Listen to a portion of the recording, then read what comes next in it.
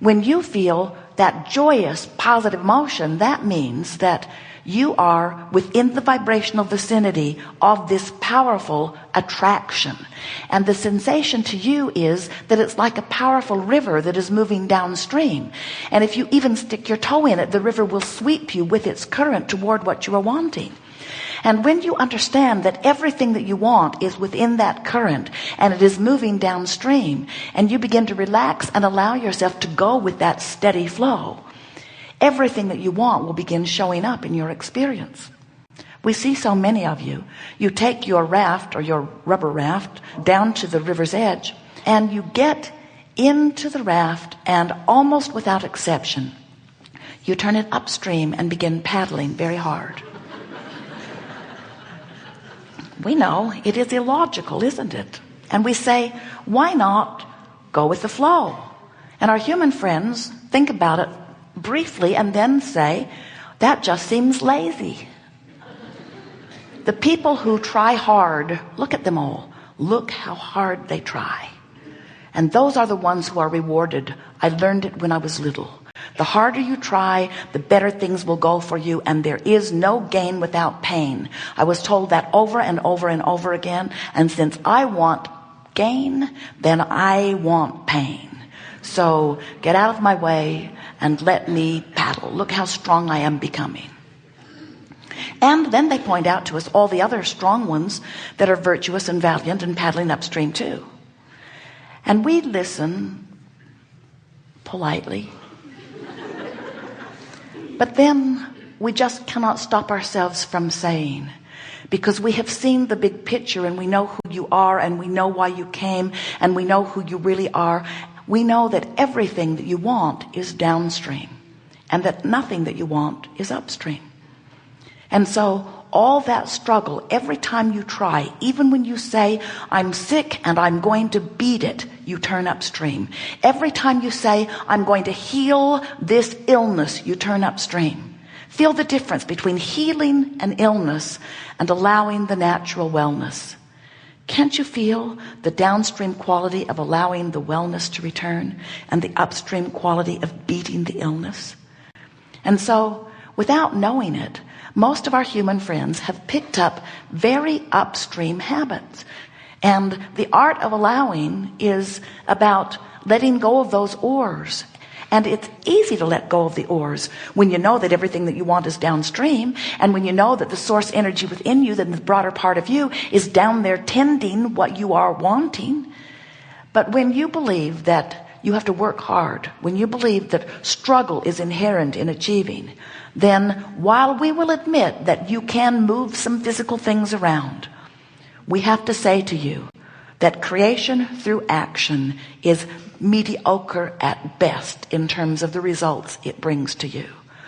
And that creation through alignment of energy is where all of the masters and all of those that you revere have found their place. You cannot be a magnificent creator without alignment with the energy of your origin, without alignment with the energy of your source, without alignment to the energy of the power that creates worlds. And when you hold yourself apart from it, you know it, you feel rotten, and when you find yourself aligning to it, you feel wonderful. Isn't it nice that you were born with a guidance system that lets you easily know from wherever you stand if the thought you're thinking, if the words you are speaking, you can tell by the way you feel if it's upstream in nature or downstream in nature.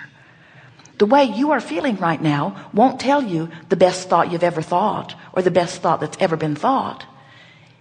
It will only tell you the directional choice of your thoughts. It will let you know if you're going toward what you want or away from what you want, toward who you really are or away from who you really are. You're sort of like a two-headed monster, and we just want both heads to go in the same direction. And we don't mean that disrespectfully, because we're the other head. We want you to come into alignment with all that you have become. And so these are the most powerful words that we want you to remember. I, in my human form, I, in my physical body, I want to allow myself to be that which life has caused me to become. And if you don't keep up with you, you don't feel good. And every negative emotion you feel is only about that. Only about that. It's only about you not keeping up with you. You think it's, oh no, this negative emotion is because my lover left me. Oh no, this negative emotion is because I don't have enough money, or because I'm afraid of what's happening globally in the world. And we say every single time you feel negative emotion, it's because you're not keeping up with you. Meaning you're not looking at this situation through the eyes of source, through the eyes of knowing, through the eyes of expansion, through the eyes of power. You're looking at this situation through the eyes of bondage, through the eyes of powerlessness, through the eyes of disempowerment to some degree. When you feel joy or love or appreciation, all of those emotions are about your perception of utter empowerment. And when you feel depression or fear, those feelings are your indication of your perception of powerlessness. Do you know that? Have you ever felt depressed, you know, that empty feeling, and then got really, really mad about it? And didn't you notice that when you got mad, you felt less powerless? And wouldn't you say, we shouldn't put words in your mouth, but we can hardly help it. Wouldn't you say that you would every time rather be angry or enraged than afraid? Every time. We know you would. And the reason we know you would is because we see you. Every time you feel powerless, you get mad at first till someone bigger than you convinces you that your anger is not a good thing. You have this natural inclination to begin moving in the direction of who you really are and where everything is. If you are made to feel as if you do not have power, the first thing you do, and you may remember it if you think back, and you may recognize it as you look at the little ones, you throw a fit. Because you know at every level of your being that you are free and that you are supposed to be able to get what you want. It is an innate tenet of who you are. So when someone tries to convince you that you are not, it's like a pillow pressed to your face. You flail about. But in time, just like you break your horses, we see you break your children, in the sense that finally, most of them will give up if the bigger one insists that the direction of anger from the feeling of powerlessness is the wrong direction. But we're here to tell you that every time it's the right direction. Oh, if you were frustrated or overwhelmed, we would never coach you to anger. That's going upstream. We would only coach you to anger if you're feeling powerless, if you're feeling depression. We would coach you into revenge. We wouldn't ask you to hang around there until you've done something terrible. We'd keep calling you from your revenge into your rage, into your anger, into your less anger, into your less anger, into your frustration and overwhelmment, into your hopefulness, into your believing, into your knowingness, into your joy. In other words, who you are at the source energy level will call you never-endingly toward who you really are. But the call of source is a relevant term, isn't it? The call of source sounds like it sounds depending upon where you are in relationship to it. It's not about what anybody else is doing. It's only about these two vibrational frequencies within you.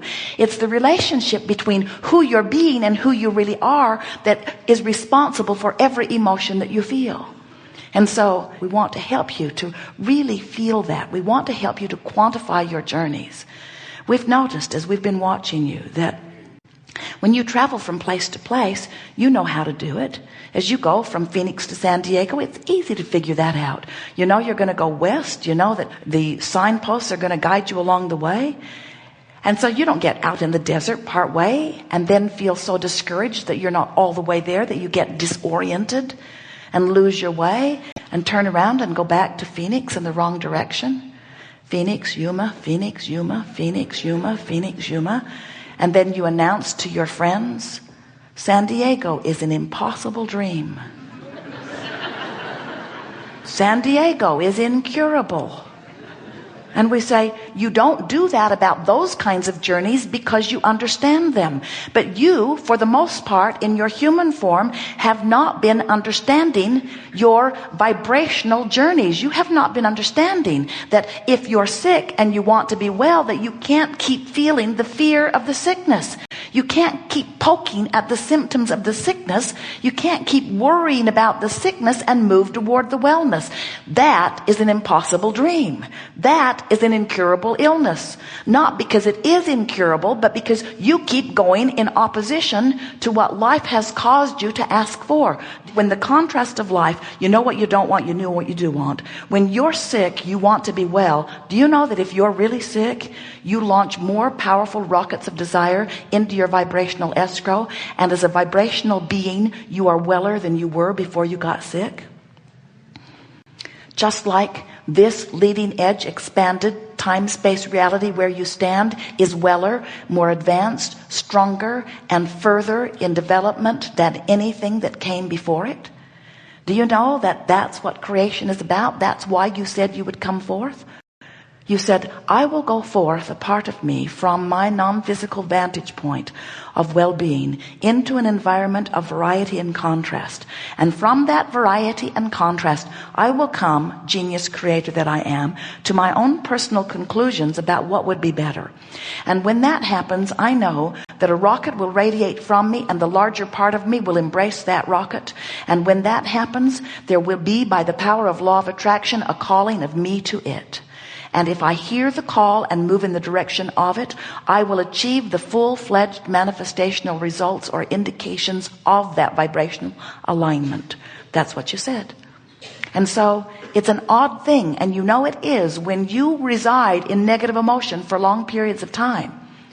Because as you allow yourself to be unhappy about something, as you allow things to bother you, as you find things to fuss and worry about, as you allow yourself to feel inadequate or unworthy, as you allow yourself to feel disenfranchised or victimized or taken advantage of, as you allow yourself to feel those things, as you practice those thoughts until they are chronic, what happens is you establish a vibrational habit, which is nothing more than what you call a belief.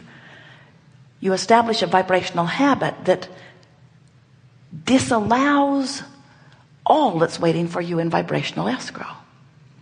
But now you've got a full picture of this. You will never again feel negative emotion and not know what it means. Negative emotion means every time the thought I'm thinking, the drum I'm beating, has me activating a thought vibration that's different from the eyes of source. And as I hold myself in this vibrational pattern, I disallow my movement into alignment with who I am, and I disallow my movement toward the very thing I said I want. So it plays out like this. Your life experience shows you that you don't have enough money, so you want more money. And this has been happening for a while. So I don't have enough money, I'd want more money, until you have put a veritable fortune, we're not kidding you, in your vibrational escrow. We've seen it. But then you beat the drum of not enough money. I don't have enough money. I'm worried about money. I've never really had enough money.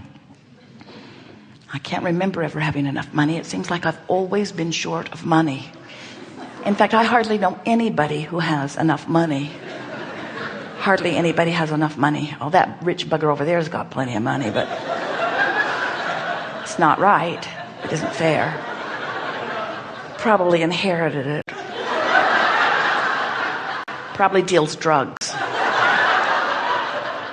I don't have enough money. I don't have enough money. I don't have enough money. They won't pay me enough money. I deserve much more money. I've been here a long time. I do a good job. They should recognize the good job I'm doing. They should be paying me more money. Did you see how much that cost? Can you believe that they would ask that much for that?